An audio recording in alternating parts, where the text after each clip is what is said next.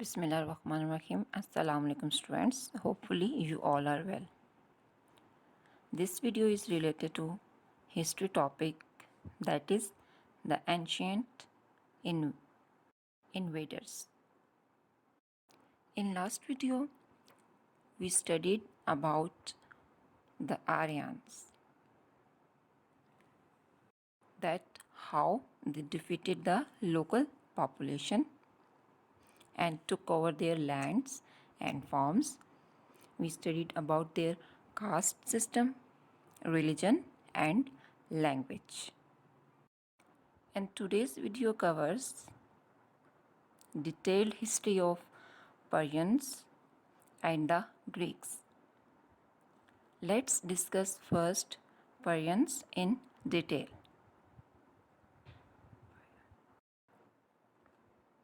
Persia, modern day Iran, became a warlike nation in the 6th century BCE, and they captured a huge empire which stretched from Greece and Egypt in the west to northwestern India.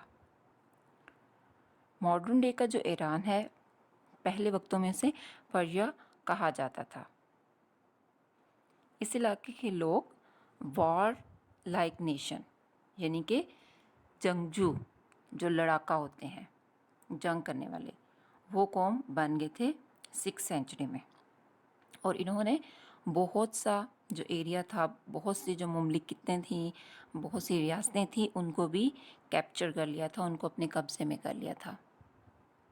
And you can see here is a map that shows the Persian Empire in the 6th century BCE. They captured Black Sea, Mediterranean Sea, Red Sea, Caspian Sea and the Gulf, which stretched from Greece and Egypt in the west to northwestern India. And they also conquered the Gandhara kingdom and made capital Taxila in subcontinent. And Taxila बाद में एक बहुत बड़ा centre बन गया था art का और लर्निंग का. टेक्सला के मुकाम पे, जो कि अब भी पाकिस्तान का शहर है, ये आर्ट और लर्निंग का बहुत बड़ा सेंटर रहा है. बहुत बड़ी यूनिवर्सिटीज़ जो है वो यहाँ पर बनी थी टेक्सला में.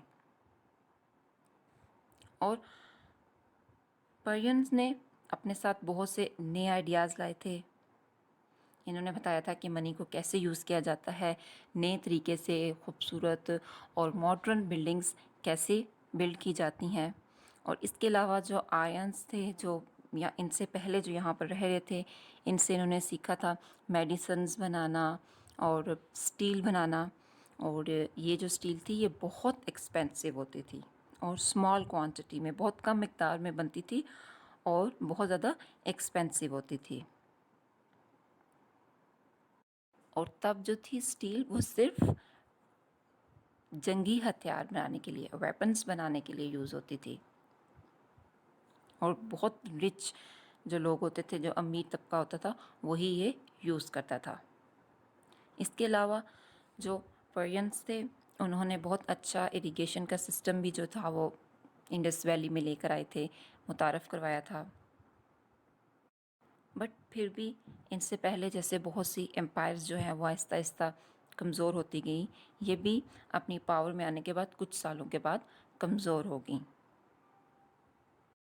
Students, can you think why were better weapons important?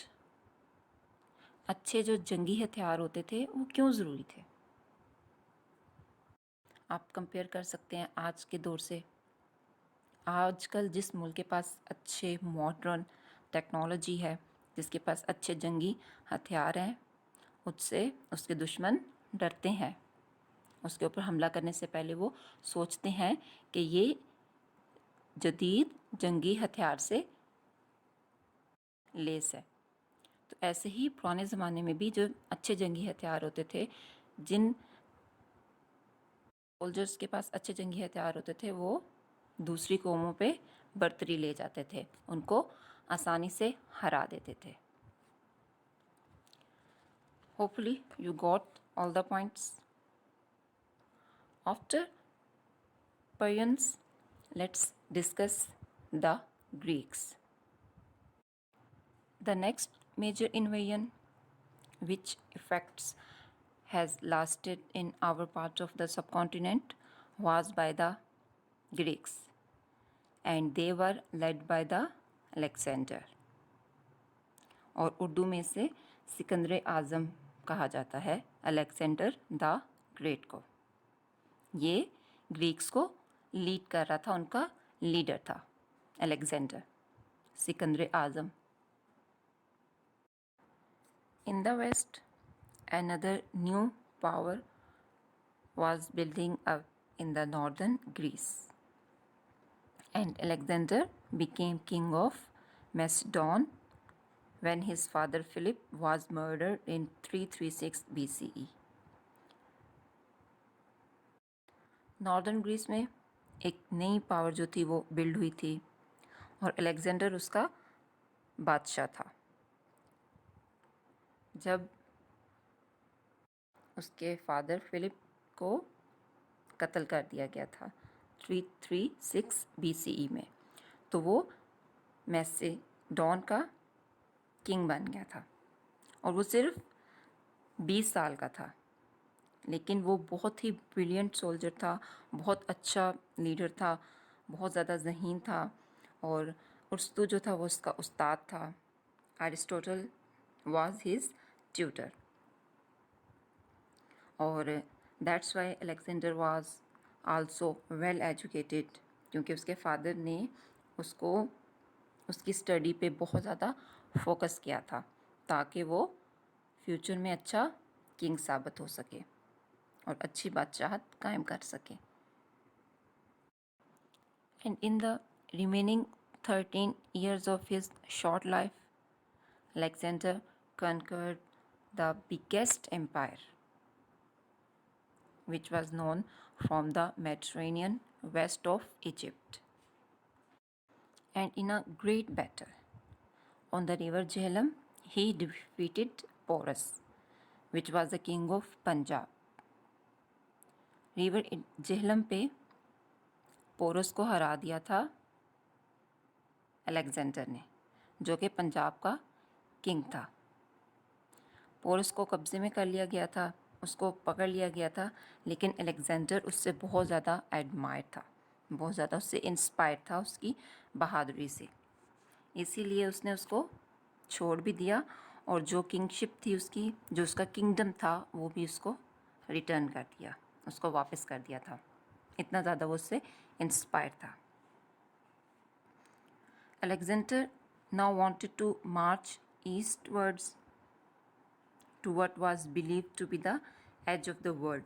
अब वो मज़ीद आगे बढ़ना चाहता था, लेकिन जो उसके सोल्जर्स थे, उसके जो सिपाही थे, उसकी जो आर्मी थी, उन्होंने आगे मज़ीद मार्च करने से इनकार कर दिया, क्योंकि वो ग्रीस में अपने घरों से कई हज़ारों किलोमीटर जो थे वो दूर हो चुके थे. इसलिए first time they refuse to obey for the further moving, और अलेक्जेंडर को मजबूरन पर्शिया वापस आने पड़ा. कुछ आर्मी जो थी उसकी वो मकरान डेजर्ट से वापस आई थी और कुछ जो है वो सी रूट से वापस आई थी. और पर्शिया में वापसी के बाद Alexander began to make fresh plans.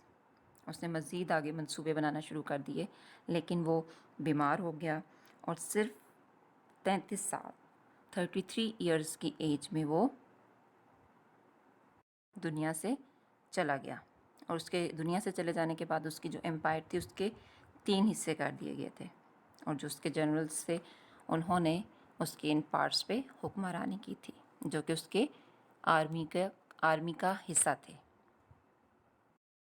Students, the Greeks fight Porus near Jhelum जो दरिया था उसके ऊपर उनके साथ उनकी जंग हुई थी, ग्रीक्स की, अलेक्जेंडर की और पोरस की. तो Alexander's man had never seen war elephant, उन्होंने इससे पहले जंग में नहीं देखा था कि एलिफेंट्स भी जंग में हिस्सा ले रहे हैं और वो बाकायदा लड़ाई कर रहे हैं, तो वो थोड़े से डर गए थे। और कदीम ज़माने में जो एलिफेंट्स होते थे वो elephants were the tanks of the ancient world. तो जो आर्मी थी वो क्लोजली पैक होके इकट्ठे होके ग्रुप की सूरत पे जो है वो इनके ऊपर नेज़ों से स्पेयर्स से जो है वो हमला कर रहे थे। और जो नेज़े की जो नुकीली जो आगे से जगह होती है वो फ्रंट पे रख के वो एलिफेंट्स के ऊपर हमला कर रहे थे, इसलिए उसकी वजह से एलिफेंट्स जो थे वो इन नेज़ों की वजह से वो आगे नहीं बढ़ सके थे। और इस तरह से जो उसके जो हाथी फौज थी पोरस की वो मैदान जंग में हार गई थी और अलेक्जेंडर जो था वो जीत गया था। Students, I hope you got all the points related to today's topic, the ancient invaders.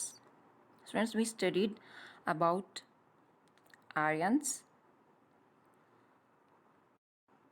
the Persians, Alexander, and the Greeks.